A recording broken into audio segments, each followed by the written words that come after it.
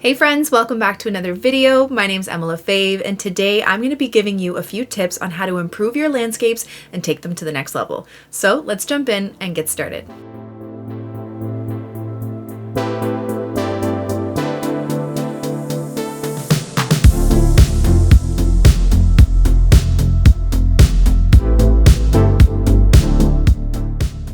Okay friends, today I am going to show you a couple tweaks you can make to elevate your landscape paintings to avoid them looking a little less flat and boring like this. Okay, so let's take this landscape for instance and just kind of pick it apart. So we have grass, like a field grass, trees, and a blue sky with clouds. Now, that's all great, but there's a few things that I would change to just make it look a little bit better. One important thing when painting landscapes is to change up the values within your piece. It really creates a lot of depth, especially if you're trying to show depth within like the field. I would make one part a lot lighter, and then it would slowly, gradually, as it was coming towards us, be a bit more dark, and maybe some blades of grass so it had a bit more detail. And then the same thing with the sky. You can have a blue sky with clouds, but even if you look at a blue sky outside, you'll typically see the sky towards the top is a lot darker than towards that horizon line. So having that value change from light to dark really helps with that depth, as well as changing the size of the clouds. Having the same size of clouds all the way across can make it look a little less interesting and realistic. Usually what you'll see is the clouds that are closest to us, or that are higher in the sky above us, are going to be bigger, and then the further away they are, the flatter and smaller they are. So let's start by making those few tweaks to this painting. Okay, so I'm going to start just by drawing my horizon line here with a pencil. Here we go. I'm using another piece of paper as a ruler because I can't find my ruler. And I always start my landscapes by wetting up the background. So I'm going to start by wetting up the sky. Okay. Just nice and wet with my flat brush. Then I'm going to take my blue. And there I use Cobalt Blue. I kind of want to use a different blue, maybe like a brighter blue. I don't remember what blue this is. I have my chart somewhere. It is Phthalo Blue. So I'm going to start with the most paint towards the top of our sky. Okay. I want a gradient from darker or like a mid blue to light, and that's going to help create depth in our sky. That's one way it's going to create depth in our sky. And I'm just going to slowly start dragging it down so it's really light towards that horizon line. Okay? And that already helps create some depth. Okay, nice and light there. And then just more intense towards the top. Now, to get those clouds that I did here, I used a paper towel to blot some clouds. Now I'm just going to use the same thing, and I want to blot the clouds the biggest towards the top, like this. Kind of make them irregular shapes. And then as we kind of move down, I want to make them smaller and flatter, okay? This is a big paper towel. So I'm going to just make them a little bit flatter towards that horizon line. See that? And then a lot fluffier towards the top. This is if you want to even do clouds. Okay, already that looks a little bit better. I mean, the clouds are a little wonky looking. You can always use white paint over top if you want to. I might do that after. Okay, but right towards that horizon line, you're going to make them nice and thin and small. You can even kind of drag out like that. Okay, and that just helps create more depth. You see that already? All right. Now we're going to do the grass. And with the grass change, you want to create that depth by changing the value as well. So we had a gradient from dark to light. The furthest away in the sky, the higher up, it was darker blue. The closest to the horizon, it's lighter. Here, the closer to us, it's going to be a bit more intense and darker. And then the further away, it's going to be a bit more faded. Did I just drop water on my paper? Probably. It's okay though. So I'm going to start by using a lighter green, like a moss green. Oops, I didn't wet my paper first. That's okay. You don't have to. I usually tend to do that first, but it just blends a bit better, but I'll just work fast and try and blend it down. Here, we'll add water. It's just easier to blend this way. Okay, so I have this moss green, which is a lighter green. And then I'm going to move into more of like an olive green. For that mid-range there. See already the difference in the depth of our painting? And typically I like to do like not just a line of light, then medium, then dark, not like the same kind of gradient as the sky. I like to make it a little bit darker towards the sides and then kind of have this scoopy effect when I'm doing a landscape like this where it's like head on kind of.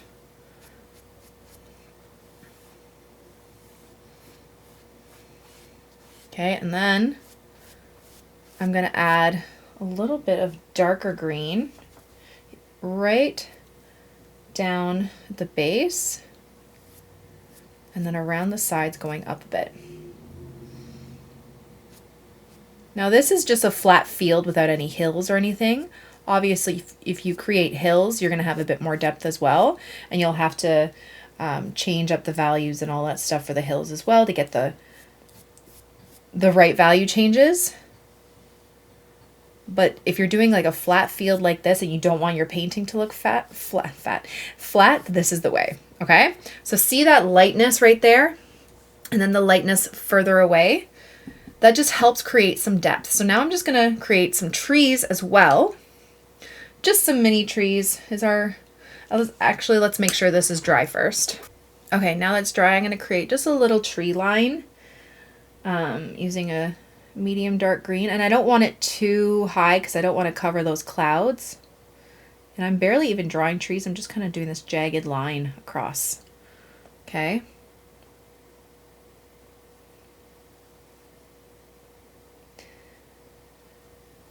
Very, very simple, but these make big differences in your paintings. Just these little tweaks that you can make. Value change is a big one.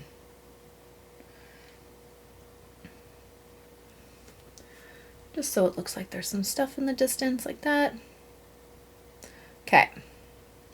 And then remember, actually, you know what? You know what I might do? I'm going to make it a little bit darker towards the edges again, just so it looks like it's the lightest towards that center, like the sun is kind of shining right on this center part, and then it's a little darker around the edges. What I'm going to do is I'm going to wash off my brush, dry it a little bit, and I'm just going to touch that tree line a bit just so it blends down. Like that. And I'm just going to kind of scoop it across just a little bit for a bit of texture. Like that. Okay. Then remember how I said having stuff that is closest to us, you'd see a little bit more detail. If you wanted to, you could always do, you know, some little blades of grass just to show that it's further, or even flowers. Okay, that it's up close. If you wanted to, and if you wanted to show more texture towards the middle, you could do a little bit of dry brush. Just these little things show those different places in your painting, okay? But without that value change of the light to dark, even just doing the blades of grass in this painting doesn't give too much depth. It gives a little bit of depth, but that value change really, really helps. Okay, so just keep that in mind. And that's it for that little tweak. I'm going to show you another one, but see the difference it makes? And then with this, I would actually probably grab some white, just because this, and I would just do a little bit of more puffiness in the clouds here, just to make them a little bit more defined. It didn't lift as well as the Cobalt Blue did, if you want to do that. And then you can, you know, medium-sized clouds towards the middle. But the cloud sizes right here, those tiny little clouds, really help show distance. Tiny little clouds there. So that's a big difference in our paintings. Okay, so that's one way you can tweak it. The other way I want to show you is changing up the perspective. It doesn't have to be flat, straight on. And I'm going to show you what I mean. So again, I'm going to draw my horizon line. Same line straight across. But we're going to give a bit of movement to our painting. And this is going to make it look more interesting, okay? So it's going to give it some depth, but it's just going to change it up a bit. So I'm going to grab my wash brush and I'm just going to go right across, making sure it's nice and wet. And then this time, while I'm placing the water or the paint, I'm going to give my sky a little bit of movement. So I'm going to take my blue, and again, I'm still going to do that gradient. The darker, the farther away it is, to lighter, the closer to the horizon. But I'm going to scoop from one side, one corner, to the next. And this is going to give our sky a little bit more of like a dome shape almost. It's just a bit more movement. So one corner and then swoop and kind of like lift up. And you're all kind of pointing right towards this like corner of the page. And it's all coming back right there. If you need to turn your paper, you definitely can.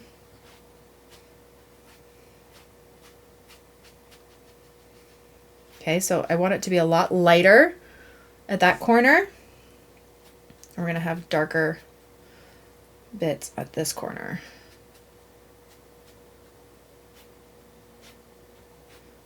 Okay, and this gives your sky so much more movement.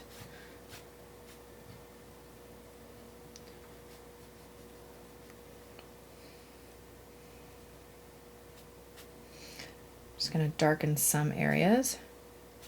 And then I'm going to lift up some color or some areas for some clouds too.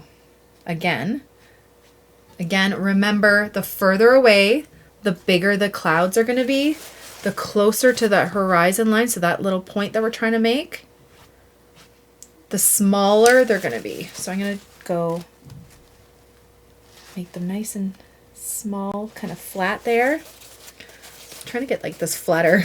I need a different paper towel. Okay. Like that. And then they're all going to be also on an angle too. Okay, medium, but like bigger clouds up here. Again, we can use white paint after. But they're all kind of pointing back to this area. Okay, we're going to work on the sky after with some white paint. This color does not lift well. Okay, but having that swoopiness, you can even have some of these darker swoops be like swoopy kind of clouds. Okay, but look at the movement already of that sky.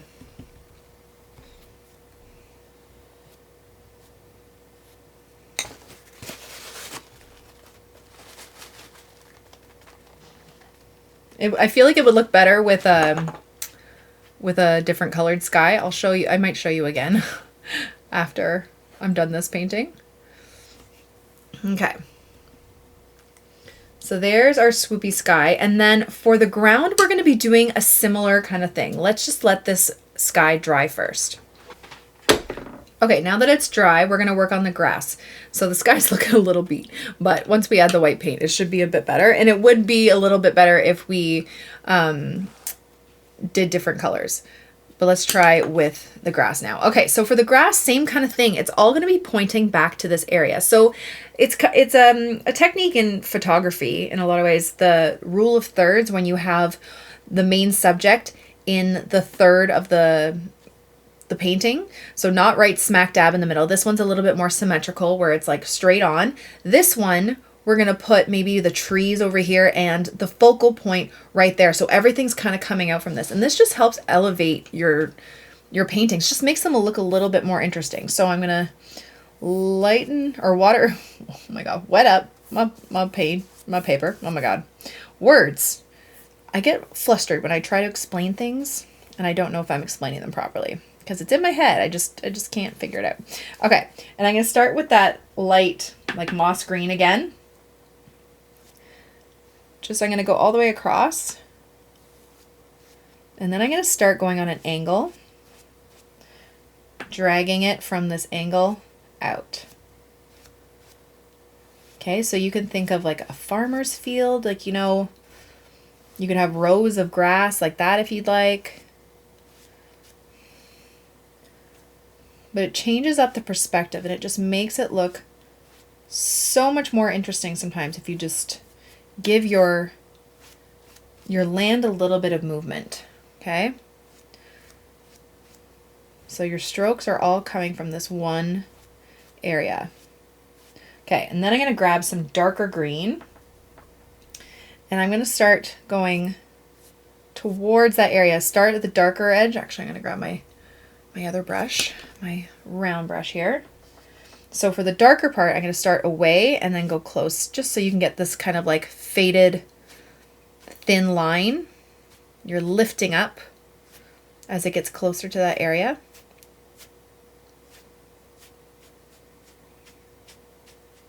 Okay, so imagine this. See already that perspective? I'm going to get even darker green.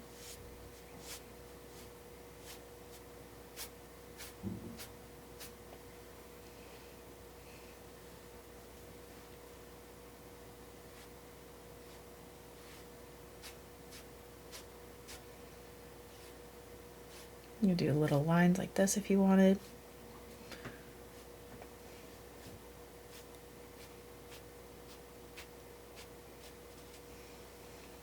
Okay, and just see how it already changes the movement of this painting. And then I'm gonna, you know what, I could do like a little house on the corner if I wanted to, just to make it a little bit different. Maybe like a barn or something. I should have let that green dry first. That's okay.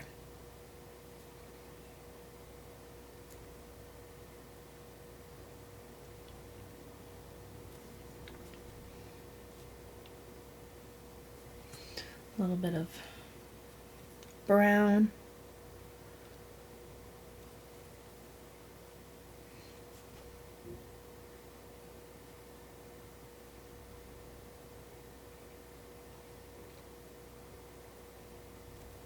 Okay, it's bleeding in there because I did not wait for it to dry. Okay, let's wait for it to dry for just a sec. Okay, there we go. Now that it's dry, we can just make it a little bit better. I'm just gonna grab some red here, little barn door, like that. We can do as little or as much detail as you like on that part. It's not really the focus of this, but putting some sort of focal point there. And then let's do some trees. So the trees, the further away, because imagine the sun is kind of coming from here. That's what we're trying to create, is this sunshine in one spot, and then everything else is just kind of moving from that. So the darker trees are going to be over here.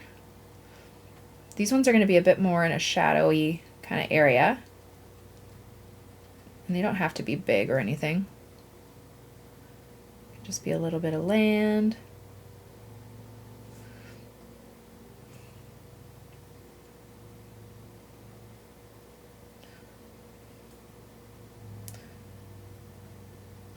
Like that. And then any trees that would be closer to that area, I would make a lot lighter. Maybe we can have some, just a couple trees like that.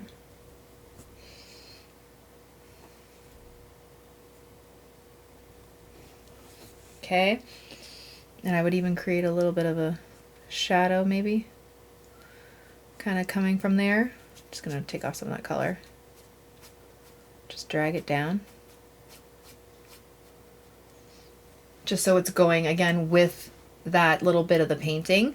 And then creating the depth. So this is still a little light. I would go a little bit darker. We can even do a little bit of dry brush.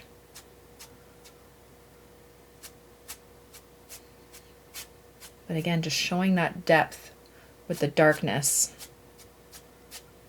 It's all going towards that one area. Okay. And it just really helps create the depth that your paintings need.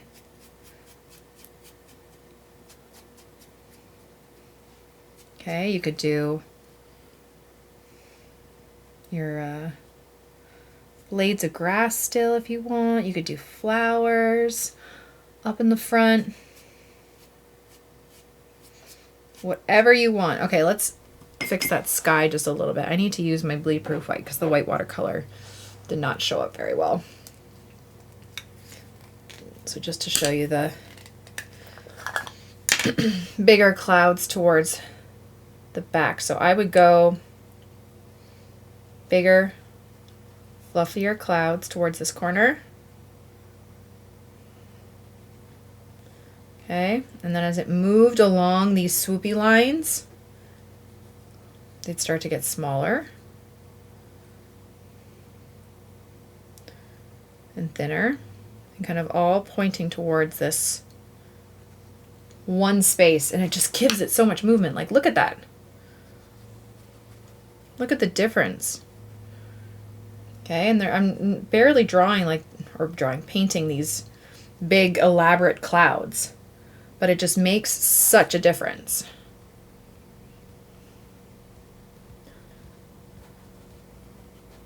And this is a bleed proof white, if anyone's wondering. Mine's a little crusty inside. Okay, but changing the size and the direction of those clouds makes such a huge difference.